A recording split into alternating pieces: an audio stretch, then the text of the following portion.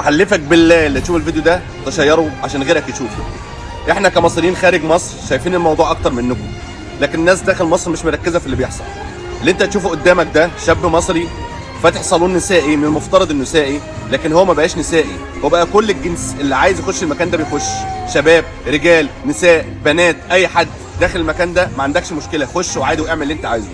مفترض ان هو فاتح صالون والستات رايحه على ايام العيد تجمل نفسها، ولكن التصوير شغال 24 ساعه، اللايف ما بيتقفلش، كل ست داخله المكان ده هي بتتعرض على اللايف.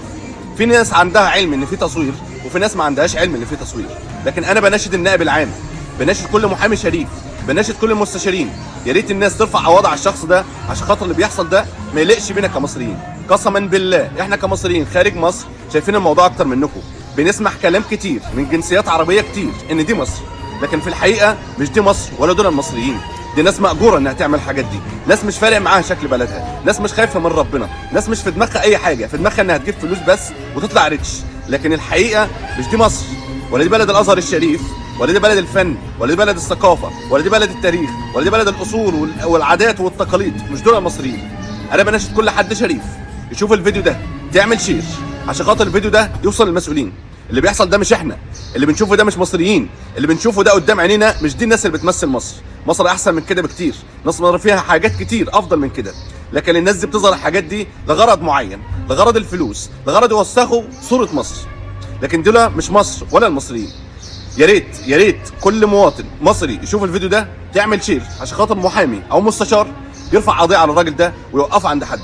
الناس دي المفروض تتحاسب. انا مش عارف مين اللي عطيه ترخيص ان يشتغل بالطريقه دي، ومين اللي سامح له بده، ومين اللي سايبه يشتغل بالطريقه دي. ناس كتير جدا بيكون عندها مشاريع اقل من كده وما بتعملش حاجه ولا بتسيء سمعه مصر وبتتقفل مشاريعها غلط، لكن ان واحد زي ده يتسيبه يعرض ستات مصر بالطريقه دي لايف بس مباشر، دي حاجه في منتهى الوقاحه وفي منتهى قله الادب. الناس شايفينها بشكل وحش، واحنا افضل من كده بكتير واحسن من كده بكتير، وعندنا حاجات كتير جدا احسن من كده ننفع نظهرها، لكن المنظر ده لا يليق بينا كمصريين ولا شعب مصر. شايفين كل حاجه بعينينا بره مصر، ولكن الناس في مصر مش شايفه ومش مركزه، الناس مشغوله في حياتها، لكن بره مصر والله الموضوع شكله وحش. الناس بتشير الفيديوهات دي في كل مكان ان دي مصر ودول المصريين ودول ستات مصر، لكن في الحقيقه دي مش مصر ولا دول المصريين ولا دول ستات مصر ولا دول نساء مصر.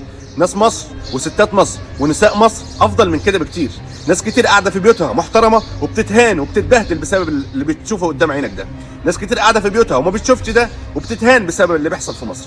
اتمنى كل واحد محامي شريف يا ريت ترفع قضيه على الشخص ده وتوقفوه عند حده. السلام عليكم، اشوفكم على خير. يا ريت نحافظ على الحاجات البسيطه والحاجات الحلوه اللي لسه موجوده عندنا في مصر، نبدا نظهرها للناس، لكن ما نظهرش الشكل ده. السلام عليكم.